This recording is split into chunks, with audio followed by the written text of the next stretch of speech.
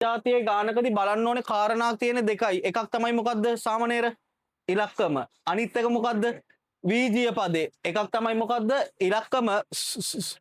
එකක් තමයි ඉලක්කම අනිත් එක මොකද්ද වීජීය පදේ. එතකොට මට කියන්න 4 3 පොදු හරය කවුද?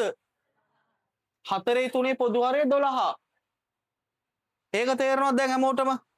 4 3 පොදු හරය කීයද? 12. p වර්ගයයි p ගත්තොත් කවුද පොදු හරය? p වර්ගය. එක් ගත ඉස්සලා මතු සම්බන්ධ 12යි p වර්ගය. හරි. දැන් බලනවා මෙයාට තියෙන මෙයාට නැති ඒවා මොනවද? 4 12 වෙන්න කාගෙන්ද පුතා වැඩි වෙන්න ඕනේ? 4 12 වෙන්න 3ෙන් වැඩි වෙන්න ඕනේ.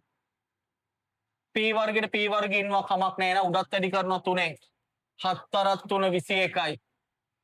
මෙයාට ඉන්න මෙයාට නැති අය කවුද දරුවෝ? 3 12 වෙන්න කාගෙන්ද වැඩි වෙන්න ඕනේ? 4ෙන්. p වර්ගය වෙන්න තව p ගෙන් වැඩි වෙන්න ඕනේ නේද යට 4යි p ගෙන් වැඩි කරනවා උඩත් වැඩි කරනවා කාගෙන්ද? 4යි p ගෙන්. එහෙනම් මට එනවා දෙවරක් 4 කීයද? 8යි p. මට කියන්නේ මේක සරල කරන්න පුළුවන්ද බැරිද තව? අපි උගන්වලා තියෙනවා සජාතීය සහ විජාතීය පද. මොනවාද? මේ තියෙන p පදයක් මේ තියෙන ඉලක්කමක්. මේ ඉන්නේ බලු පැටවු වගේ මේ ඉන්නේ පූස් පැටවු වගේ කවදාවත් එකතු කරන්නවත් අඩු කරන්නවත් බෑ. මේවා විජාතීය පද. එහෙනම් මේවා තවදුරටත් සුළු වෙන්නේ නැහැ. උත්තරේ මෙච්චරයි. හදාගන්න බලන්න.